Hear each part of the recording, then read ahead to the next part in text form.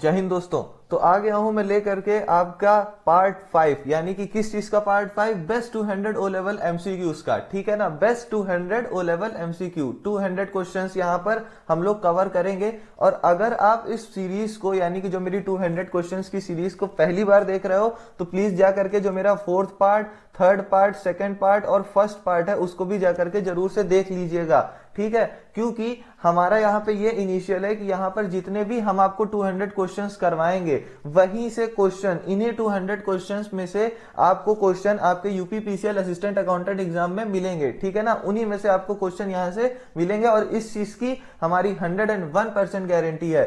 ठीक है, तो वीडियो को आखिरी तक देखना। पिछली वीडियोस की तरह आपको इस वीडियो में भी कोई ना कोई नई चीज सीखने को मिलेगी और नया एक सरप्राइज भी मिलेगा। ठीक है, तो आप प्लीज जाकर के पहली बार जो देख रहे हो जाकर के पुराना वीडियो भी देखो और इसको भी देखना बाद में। ठीक है ना, और आप कॉपी पेन लेकर के बैठिए, जो भी आपको इंपॉर्टेंट क्वेश्चन लगे उसको आप जरूर से नोट डाउन करिएगा। मैं शिवांश सर आपको आज का पहला क्वेश्चन कराता हूं। ठीक है, पहला क्वेश्चन क्या बोल रहा है हमसे, the first keeping records on clay tablet was used in, यानी कि सबसे पहले मिट्टी की गोलियों पर रिकॉर्ड रखने का उपयोग डैश में किया गया था। अब देखो, जैसे पहले क्या था कि जो रिकॉर्ड्स सबसे पहले मिट्टी की गोलियों पर रखना स्टार्ट हुआ था। ठीक है ना, रिकॉर्ड जब मेंटेन करने की स्टार्टिंग हुई थी तब। ठीक है, तो अब हमसे ये पूछ रहा है कि ये जो चीज स्टार्ट हुई थी, यानी क्ले टैबलेट्स पर जो हम लोग रिकॉर्ड रख रहे हैं, उसकी जो स्टार्टिंग हुई थी वो कहां पर हुई थी सबसे पहले। तो ऑप्शन क्या क्या है, किस जगह पर हुई थी। Option A China, B Japan, C Harappa या फिर डी बेबीलोन मर्चेंट्स। ठीक है, तो इसका जो करेक्ट आंसर होगा, जो इसका करेक्ट ऑप्शन होगा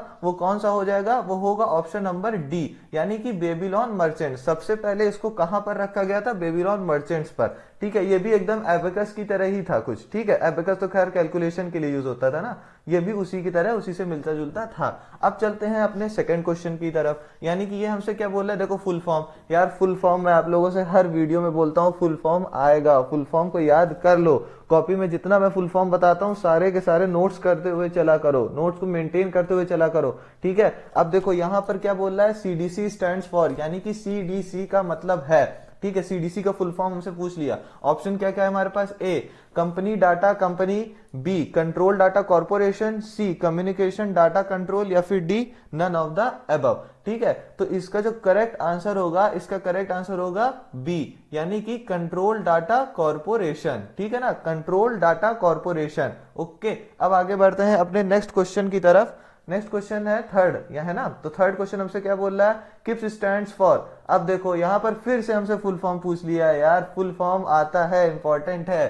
ठीक है, अब यहां पर हमसे किसका फुल फॉर्म पूछा है, किप्स का। ठीक है, KIPS का मतलब है option A knowledge information processing system, B kite information processing system, C knowledge information printing system या फिर D knowledge integration processing system. ठीक है ना, तो करेक्ट आंसर इसका क्या होगा, यानी कि किप्स का जो करेक्ट फुल फॉर्म है वो क्या है, ऑप्शन नंबर ए, यानी कि knowledge information processing system. Knowledge information processing system, देखो जितने भी वर्ड्स हैं सबका फर्स्ट लेटर लिया हुआ है, KIPS, है ना, तो किप्स। ठीक है, अब आगे बढ़ते हैं अपने फोर्थ क्वेश्चन की तरफ। ठीक है, DVD invented in the year. देखो invented in the year question की बात बाद में करेंगे, पहले तो आप मेरे को डीवीडी का फुल फॉर्म कमेंट करके बताओ। ठीक है, इसका फुल फॉर्म कमेंट करके मेरे को पूरा पूरा बताओ क्या होगा डीवीडी का फुल फॉर्म। ठीक है, फुल फॉर्म इसका कमेंट करके कमेंट सेक्शन में बताना जरूर से।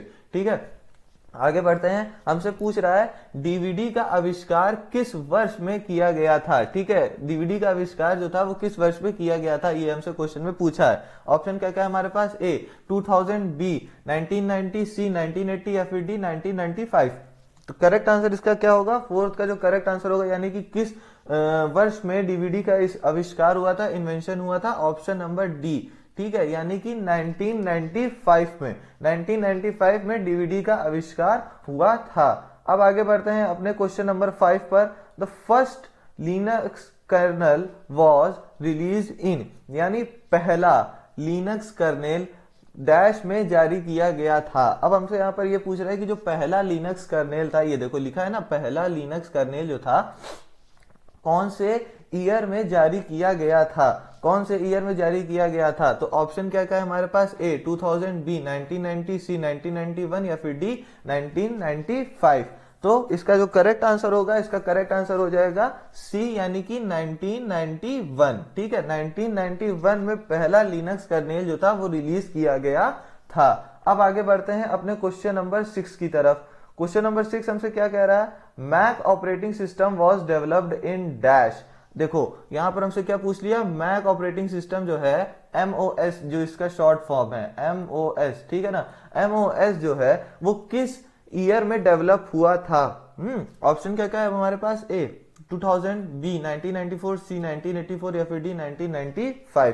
ओके, अब करेक्ट आंसर इसका क्या होगा। अब देखो हमसे सब में ईयर पूछ रहा है, थोड़ा हिस्टोरिकल क्वेश्चन है, इंपॉर्टेंट है बहुत ही ज्यादा, इसी वजह से मैंने इसमें डाला है, ठीक है ना।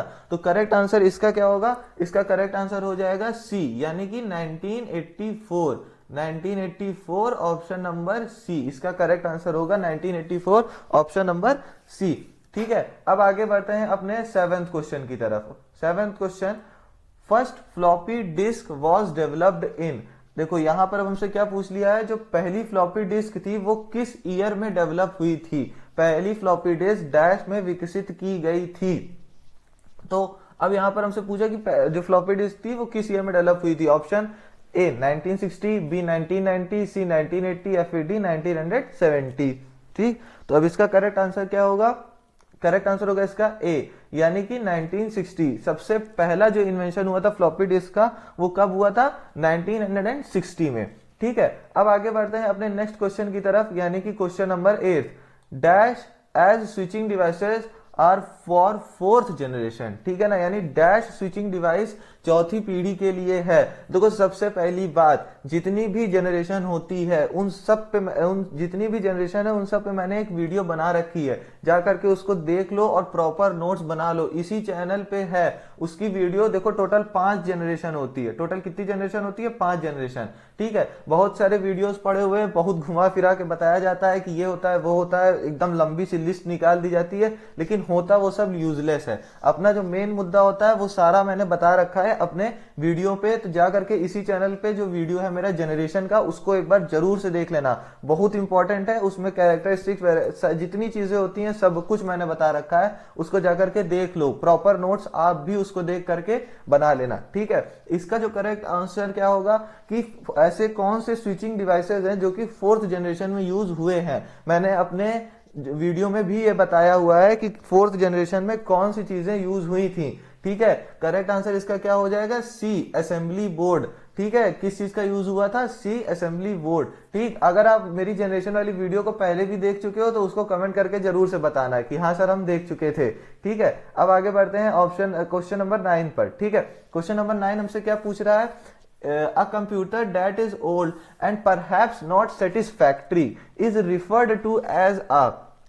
क्या है कि एक कंप्यूटर जो पुराना है और शायद संतोषजनक नहीं है उसे डैश कहा जाता है। अब देखो जैसे कि हमारे पास कोई कंप्यूटर सिस्टम है, ठीक है, वो पुराना हो गया है और हमको सेटिस्फाई भी नहीं कर पा रहा। ठीक है, जो हमारी नीड्स हैं, जो भी हम उससे काम लेना चाहते हैं वो हमारा काम नहीं कर पा रहा, बहुत स्लो वर्क कर रहा है, यही सब है। तो उसे हम क्या कहेंगे, क्या कहेंगे। Option A legacy system, B old system, C former system या फिर डी एंशिएंट सिस्टम।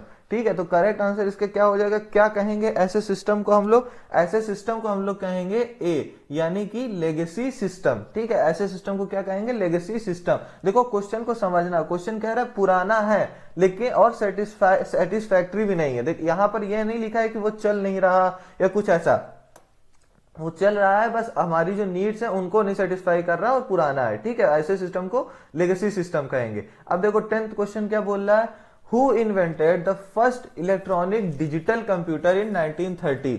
यानी 1930 में प्रथम इलेक्ट्रॉनिक डिजिटल कंप्यूटर का आविष्कार किसने किया था, इसका आविष्कार किसने किया था। ठीक है, इसमें बहुत लोग कंफ्यूज होते हैं, इसीलिए इसको ध्यान से समझ लेना। ठीक है, यहां पर पूछ रहा है फर्स्ट इलेक्ट्रॉनिक डिजिटल कंप्यूटर। ठीक है, इलेक्ट्रॉनिक डिजिटल कंप्यूटर का आविष्कार किसने किया था, क्वेश्चन को एकदम अच्छे से समझ लेना। ठीक है, तो इसका करेक्ट आंसर लोग कई बार ए लगा दिए होंगे।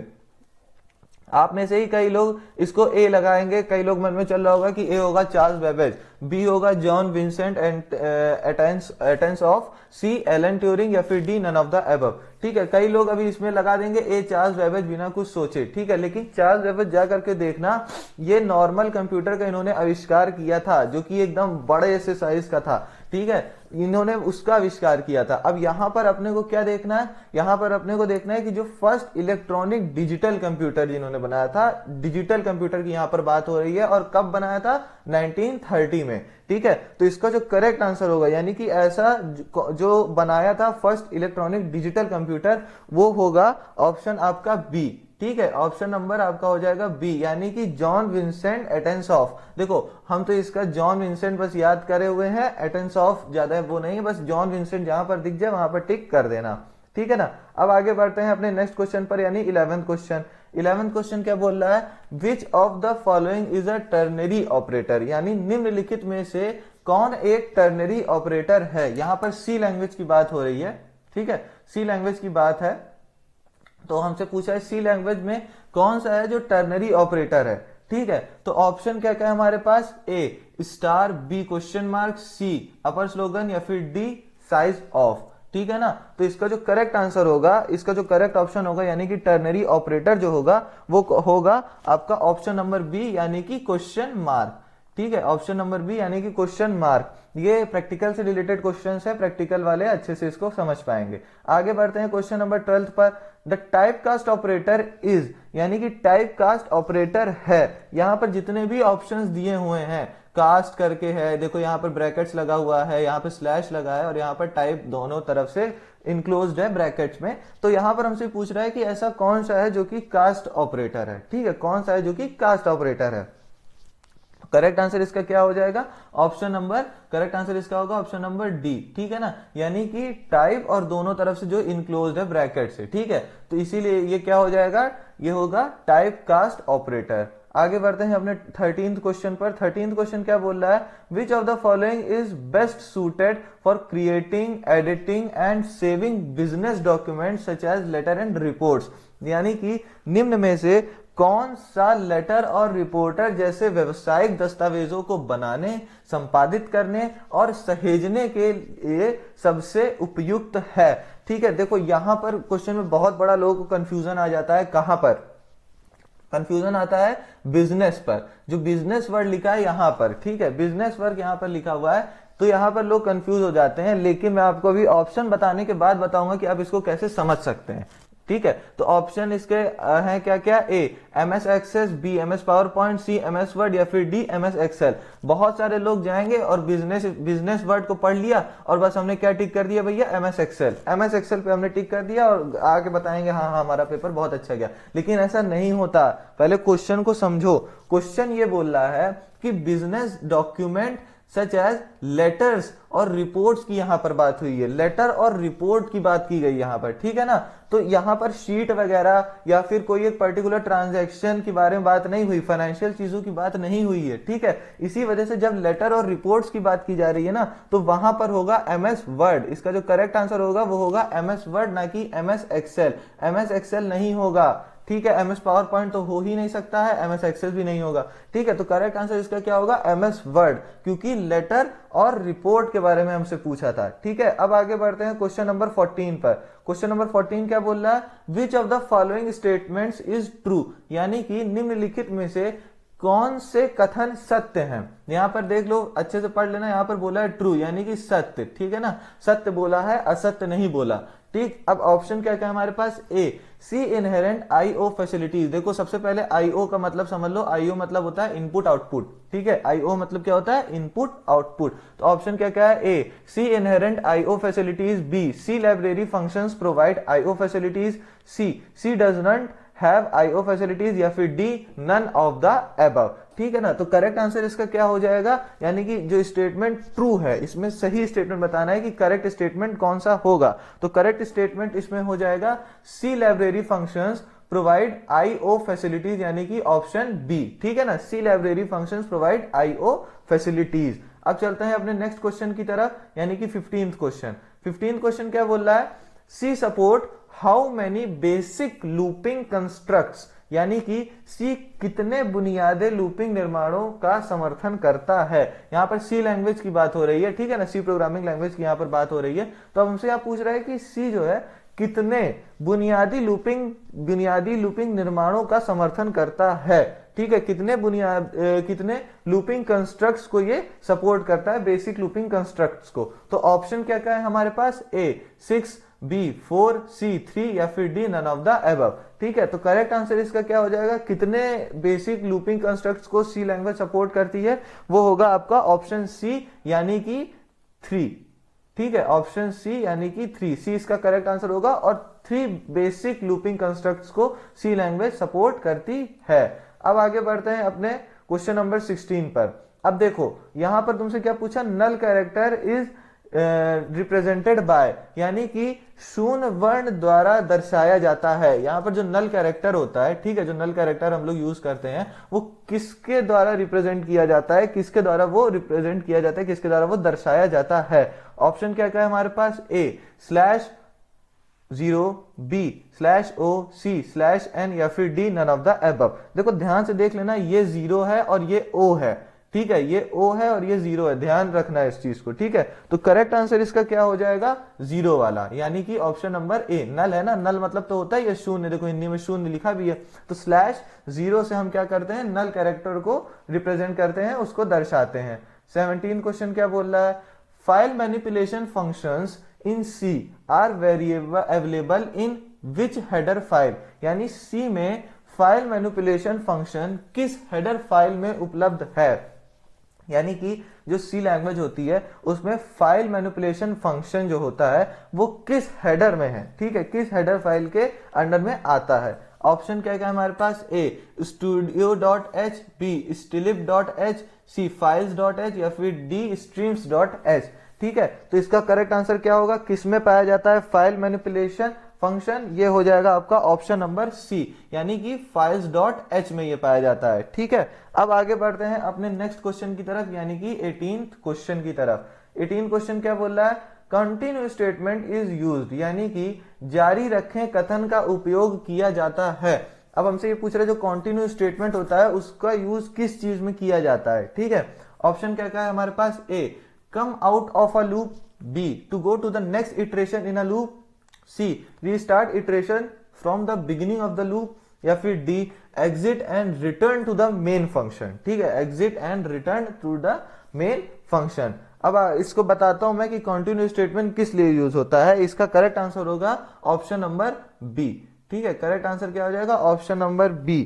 क्यों यूज होता है continue statement, to go to the next iteration in a loop. आगे बढ़ते हैं अपने नेक्स्ट क्वेश्चन पर, यानी कि 19th क्वेश्चन पर। The meaning of conversion character for data input is, यानी कि डाटा इनपुट के लिए कन्वर्जन कैरेक्टर का अर्थ है, जो डाटा हम डालते हैं, डाटा इनपुट करते हैं, उसके लिए कन्वर्जन कैरेक्टर का क्या मतलब होता है, क्या मीनिंग होती है। ऑप्शन क्या क्या है हमारे पास, A data item is an assigned decimal integer, B data item is a short integer, C data item is a long integer, या फिर D none of the above. ठीक है, ऑप्शन पढ़ लिया सभी ने ध्यान से, A data item is an unsigned decimal integer, B data item is a short integer, C data item is a long integer, या फिर D none of the above. तो क्या मीनिंग होती है, इसका करेक्ट आंसर होगा ऑप्शन नंबर बी, यानी कि data item is a short integer. अब आगे बढ़ते हैं अपने नेक्स्ट क्वेश्चन की तरफ, यानी कि क्वेश्चन नंबर 20 पर। क्वेश्चन नंबर 20 क्या बोल रहा है, the conversion characters for data input means that the data item is, यानी कि अब देखो ध्यान से समझना क्वेश्चन को, डाटा इनपुट के लिए रूपांतरण वर्डों का अर्थ है कि डाटा आइटम है, यानी कि the conversion character for data input, यानी कि जो कन्वर्जन कैरेक्टर होते हैं डाटा इनपुट के लिए वो ये दिखाते हैं कि जो डाटा आइटम है वो क्या है, वो किस तरह का है। ऑप्शन से देख के हमें बताना है। ऑप्शन क्या क्या है हमारे पास, A short integer, B an unsigned decimal integer, C a string followed by white space, या फिर D none of the above. ठीक है, तो करेक्ट आंसर इसका क्या हो जाएगा, करेक्ट आंसर इसका होगा ए, यानी कि अ शॉर्ट इंटीजर। ठीक है, ये क्या होता है, अ शॉर्ट इंटीजर होता है डाटा के लिए, डाटा आइटम के लिए। ठीक है, अब आगे बढ़ते हैं अपने नेक्स्ट क्वेश्चन की तरफ, यानी कि 21 क्वेश्चन पर। विच of the following is a keyword used for a storage class, यानी कि स्टोरेज क्लास के लिए निम्न में से कौन सा कीवर्ड प्रयोग किया जाता है। जो हमारा स्टोरेज क्लास होता है, अगर हमें स्टोरेज क्लास को दिखाना है तो कौन सा यूज होता है, कौन सा ऑप्शन यूज होता है, कौन सा कीवर्ड यूज होता है। ठीक है, ऑप्शन क्या क्या है हमारे पास, A external, B print, C scanf, या फिर डी ऑटो।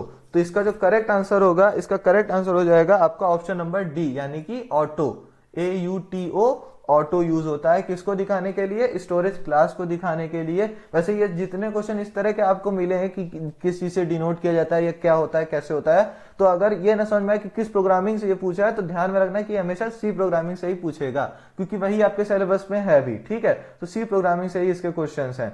आगे बढ़ते हैं 22 क्वेश्चन पर। अ लिंक इज, यानी कि जो लिंक होता है, जो इंटरनेट वाला लिंक होता है, वो क्या होता है, ऑप्शन में से क्या है। तो हिंदी में एक बार पढ़ो इसको, एक कड़ी है, तो जो लिंक वही कड़ी होती है, वो किस तरह क्या होती है। ऑप्शन पढ़ दें, A an active debugger, B an analysing tool in C, या फिर C a compiler, D none of the above. ठीक है, तो करेक्ट आंसर इसका क्या होगा, क्या होता है एक लिंक, एक लिंक होता है एन एनालाइजिंग टूल इन सी। सी में अगर बात करें तो ये क्या होता है, एक एनालाइजिंग टूल की तरह काम करता है। ठीक है, अब आगे बढ़ते हैं अपने नेक्स्ट क्वेश्चन की तरफ। आज का लास्ट क्वेश्चन यानी कि 23 क्वेश्चन। ठीक है, 23 क्वेश्चन क्या बोल रहा है, a pointer to a pointer is a form of. अब देखना, क्वेश्चन को ध्यान से समझना, एक सूचक का सूचक एक रूप है, यानी जो सूचक होता है, यानी कि जो पॉइंटर होता है, उसका जो पॉइंटर होता है वो एक रूप है, वो एक फॉर्म है। किसका फॉर्म है, ऑप्शन क्या क्या हमारे पास, A chain of pointers, B multiple indirections, C both A and B, या फिर D none of the above. ठीक है, a pointer to a pointer is a form of. ठीक है, तो क्वेश्चन पढ़ के घबराना नहीं, इसको ध्यान से पहले समझ लेना। इस तरह के क्वेश्चन पूछे जाते हैं ना, थोड़ा सा माइंड पर प्रेशर बनाने के लिए। ठीक है, तो करेक्ट आंसर इसका क्या होगा, करेक्ट आंसर इसका हो जाएगा आपका ऑप्शन नंबर सी, यानी कि बोथ ए एंड बी। मतलब कि एक जो सूचक होता है, एक सूचक का सूचक एक रूप है, यानी कि जो पॉइंटर का पॉइंटर होता है वो अ चेन ऑफ पॉइंटर को भी दिखा रहा होता है और मल्टीपल इन डायरेक्शंस को भी दिखा रहा होता है। तो इसीलिए इसका जो करेक्ट आंसर हो जाएगा वो हो जाएगा बोथ ए एंड बी। अब देखो, क्वेश्चंस तो यहाँ पे खत्म हो गए, मेन मुद्दा यहाँ पर बच रहा है किसका, आपके सरप्राइज का। देखो आपको मैं बताता हूं, आप लोगों ने जो ऊपर क्वेश्चन किया था, क्वेश्चन नंबर कौन सा, क्वेश्चन नंबर 13। मैं आपको ले चलता हूं क्वेश्चन नंबर 13 पर। तो जो आपको क्वेश्चन नंबर 13 था, उसकी ये खासियत थी, मैं आपसे बोला था ना वो इंपॉर्टेंट क्वेश्चन है, क्योंकि वो घुमा देता है। देखो यहां पर था ना ये बिजनेस वाला और लेटर और रिपोर्ट वाला, तो यहां पर मैंने आपसे बोला था कि इसको ध्यान से समझिएगा अच्छे से। इसीलिए बोला था क्योंकि ये वाला जो क्वेश्चन है, ये वाला जो क्वेश्चन है, ये सेम टू सेम आपके 13 सितंबर को 2021 में जो पेपर हुआ था किसका, यूपीपीसीएल का, यूपीपीसीएल के असिस्टेंट अकाउंटेंट का जो पेपर हुआ था, उसमें सेम टू सेम ये कंप्यूटर सेक्शन में क्वेश्चन आया हुआ है, same to same as it is उतरा है। और कौन सा क्वेश्चन नंबर है, क्वेश्चन नंबर है 8। ठीक है, क्वेश्चन नंबर 8 है कंप्यूटर सेक्शन का। आपके पास अगर पेपर हो तो जा करके आप इसको देख लीजिएगा। क्वेश्चन नंबर 8 एकदम same to same, English Hindi सब कुछ सेम है, और वही क्वेश्चन हम लोगों ने यहां पर रखा है। क्यों, क्योंकि हमको लगा कि ये इंपॉर्टेंट है आप लोगों के जो अभी नेक्स्ट पेपर होने वाले हैं उनके लिए। ठीक है, तो इस वीडियो में इतना ही, मिलते हैं अपने नेक्स्ट वीडियो में। वीडियो को आखिरी तक देखने के लिए बहुत बहुत थैंक यू, आपका बहुत बहुत धन्यवाद। चलिए आज के लिए इतना ही, तब तक के लिए बाय बाय, जय हिंद।